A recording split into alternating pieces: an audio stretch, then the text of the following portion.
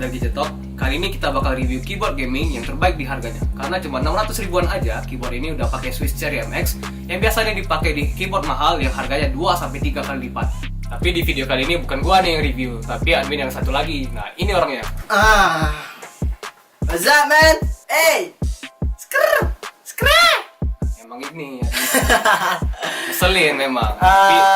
Perkenalan dulu ya? Oke. Ya. Oke, perkenalkan, nama aku Rahmat Hidayat.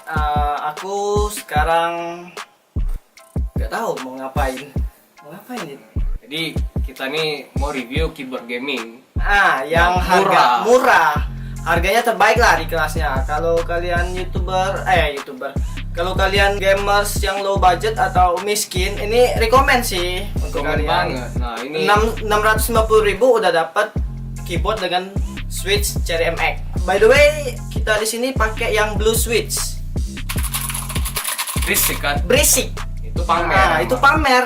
Memang kalau kalian biar dibilang gamers kan yang pakai blue switch, ini udah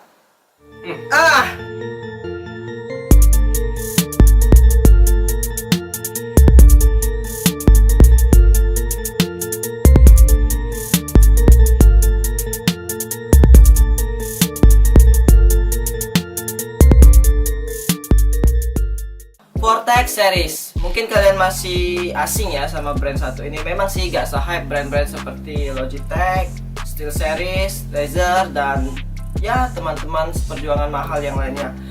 Tapi di kalangan gamers brand ini udah pasti terkenal banget karena ya mungkin terjangkau, dan yang paling penting brand ini adalah brand lokal. So, cintailah produk Indonesia.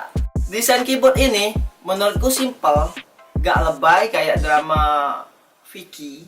Dibalut dengan warna hitam yang menurutku menjadi kesan yang gagah dan berani.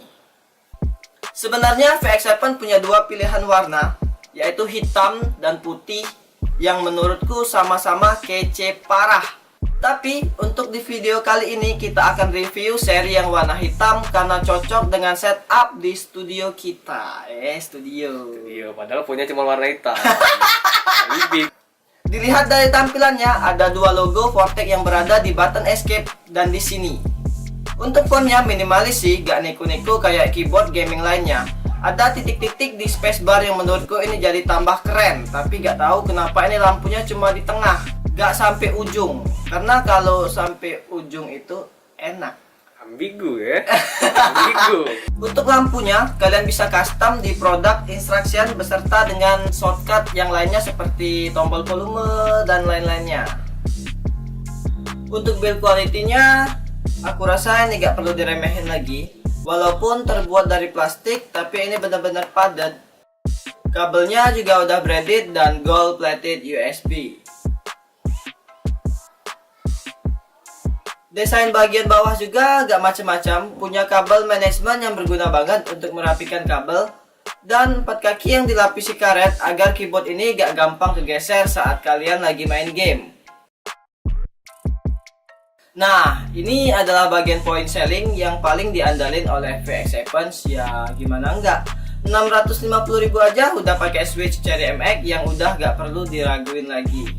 Ada varian red switch, brown switch, dan blue switch. Tapi untuk di video ini kita pilih blue switch yang lebih clicky, berisik, dan juga agar lebih berasa suasana gamingnya. Untuk software kalian bisa download di website officialnya, tapi menurutku itu berguna kalau kalian biasa setting makro di keyboard. Tapi kalau kalian gak butuh ya gak usah diinstal.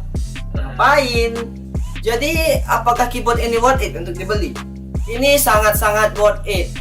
Karena setelah pakai keyboard Vortex series VX7 selama 2 bulan, keyboard ini benar-benar mantul mulai dari desain, build quality, dan fitur yang lumayan lengkap.